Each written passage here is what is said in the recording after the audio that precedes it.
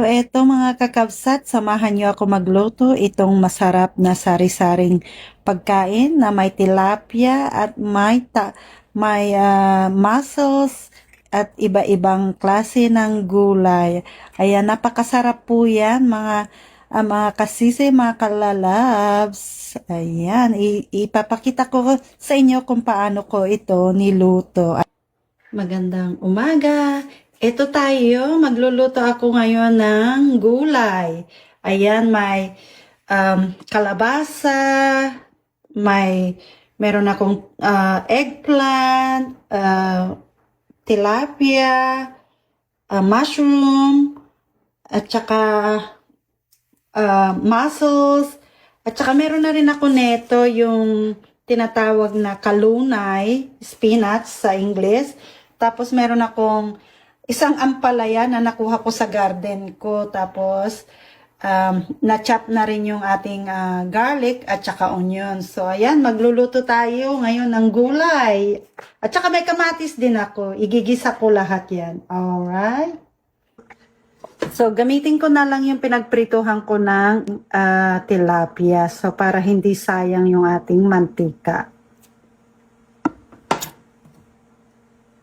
So, una kong igigisa ay yung bawang.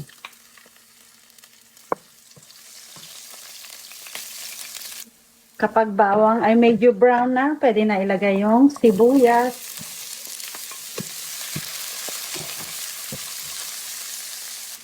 At yung kamatis natin, pwede na rin ilagay.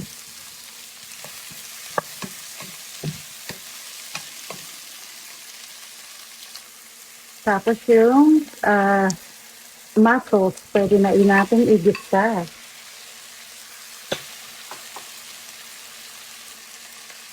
Ang bagoong, pwede na ilagay. Oyster sauce. Pepper. Then, haluin.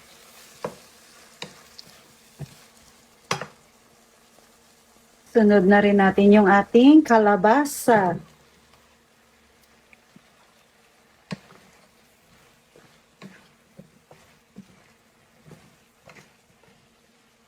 Takpan muna natin hanggang maluto ng konti.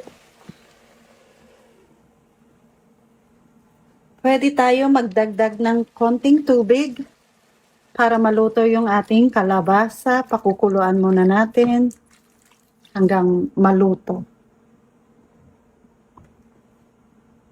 So, ayan, kumukulo na siya. Pwede na ilagay yung ating ibang likado. Pwede na natin ilagay ito, yung ampalaya at saka yung ating mushroom sa ibabaw.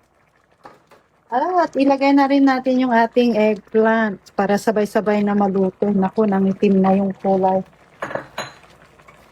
Tapos yung ating tilapia sa ibabaw. Sabay-sabay na natin iluto.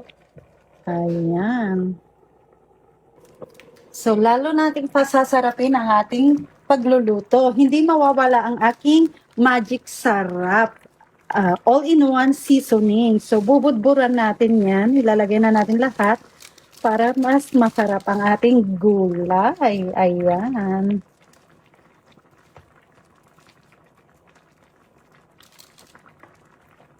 Ayan, takpan muna natin and then mamaya ilalagay ko naman yung green leaf.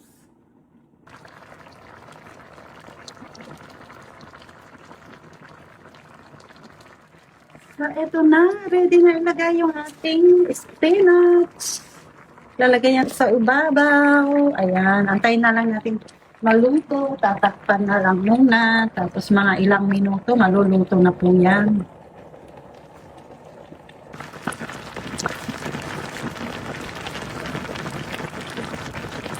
Guys, luto na yung aking pagkain.